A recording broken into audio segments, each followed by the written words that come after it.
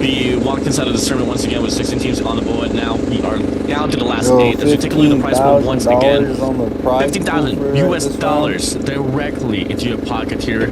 Plus, obviously, the huge fraction of World Championship points we need as well. I mean, get those prices better. Why is the World Championship points so important in regards to racking this one up all through league and stage force? That even if you do lose the regional championship, if you do have let's say the most World Championship points, that will be a safety net for you to still qualify for the World Championship. Oh yeah, absolutely. And as you can take a look at the regional standings as well, ladies and gentlemen, Cyberite sitting comfortable at 367 up top. Will Mike Nordic, that we'll be covering today, is 171 up in the 8th position. But you can see all the way to the number 16. The gap and the difference is immense, and not just that, the difference between 2 and 3, that's a lot.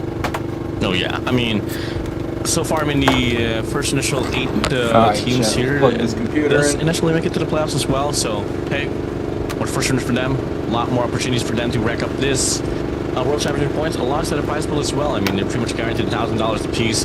Take a look at the initial bracket now here. We do start things off with Cyberite and Zero Main. In Nation, great team here. Undream versus Nordic Adversary, and Lucent versus Alex.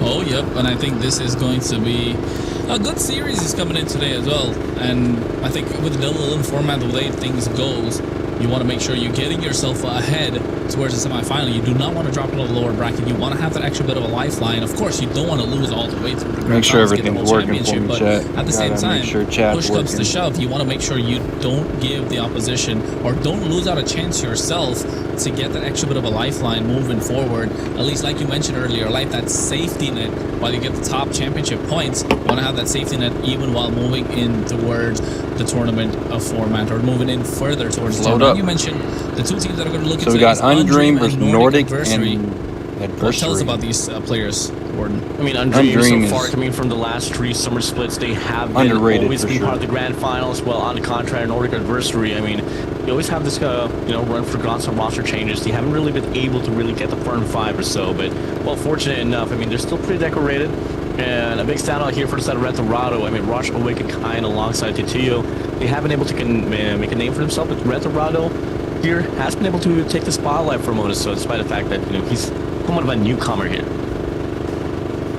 Yeah, I think new kid are on the block, but still, that's where they want to make a name for themselves. So of course, Undream better watch out for the side of Nordic Adversary. They better keep the guard up, but the next thing you know, they're going to climb up the wall, and you do not want that to happen to you. But of course, looking at the bands coming through as well, Arsenal and Combine taking off, Meltdown and Slums and Crossroads and Standoff. Ooh, first 3 maps, Link White Bright here. Well, I mean, it's going to be important to see Summit alongside Frontier Range and Raid. These are pretty staples here in the competitive pool. I mean, you're just looking at the classics here from Hardpoint, Search and Destroy, Control. And if I should have came prepared. Which I feel like is pretty unlikely to see take off on a game 4, which I pretty like as well. Yeah, I feel the same. I feel like we might go. You say map 4. I don't even have chat pulled up. I think we're gonna go all the way. It could be a long night, but hey, you never know. Right, USA is out of the World Cup, so these teams might not have anything to catch up to. So they want to make sure they're moving forward. And of course, we're going straight into the summit. You start up top and move your way down and make sure you get that climb. Oh, we already starting? Take off for yourself to get to that map 4 and find advantage across the board. Warden, myself, Kronos to bring you the action for this one. Warden, what do these teams got to do to get this momentum on their side? I need some scrappy, hungry, thirsty players here, especially as off the break off. To kick things off now here in this map with some hardpoint. I mean, all eyes on the shotguns and SMGs, because this map is bloody. Chat, we're already starting. Oh. Yeah. And I think right now you can see it straight out the bat as well. Trading a couple of blows left, right, and center, but Undream are the ones to get a couple of points on the board straight away. Meanwhile, Nordic Adversary looking to get a good formation around, but able to conquer the entire hard point and denying the opposition from getting through. A bit of a switch up as well here on the shotgun here for the side of Legacy. It's been leading CNHS, but hey, Legacy off the KRM here, going on a 2 spree. Steals there for the trade, a bit of a back and forth, but Nordic Adversary, nice fraction here inside of the hard point. Well, you can see at the same time, Undream having the high ground a little bit, making sure they maximize the utility that it provides to them. And now looking to go from underneath, but still not able to find the angles. As you know for a fact, Rush and Awaken are making it work in a combo as well. And now again comes to the high ground. Alright, Jack, gotta plug a fan in. It's hot. The entire map so far. Yeah, well, 224 here. Points double down here for the side of Nordic Adversary. Trap time. Undream. Go for the contestation. The P2 here. Nordic Adversary, they're going to have the spawns as well here. Got it for them. Taylor's going to be anchoring things down. Player 4 Awaken spawns out, and he's going to be anchoring the spawns here for the time being. He's just going to be opening up here with Nordic Adversary here on the trail here doing reverse distraction. We're at the router from the top, make a drop with for one and a double. We're going to offer a pinch as well here. Gets the read for the side of Swish. And Undream stacking up the hill here from the front side. All that Chef and Curry with the way that he's been swishing around the map so far.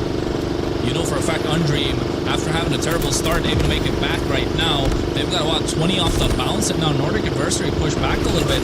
Needs to find angles to make things possible. But meanwhile, they're fighting on the long side, and now they're trying to rush through. This might be a bloodbath. Hold on, chat. We got. I mean, it's no surprise as well, you know, for teams like Nordic Adversary. I forgot that this was on. Right off the break off, but when it comes to sustainability, it's exactly where, you know, Undream tends to shine. Hey, early to call. Until then, that has been the storyline here for these teams, especially because a team like Undream or like Sybarites reserve. Massive breakdown. Patience coming over now here on speed 3. Legacy creating the space. Worming through now. There's going to be suffice enough as well for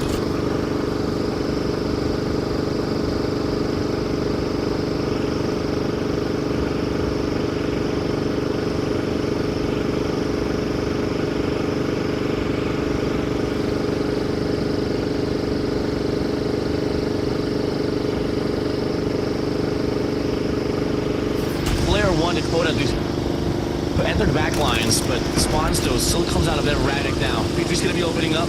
Still though, Undream, they still find themselves here on 35 seconds to go for this round, but at the moment, with the way that Undream have been going through, it feels like Nordic Adversary never really got to make it back up after getting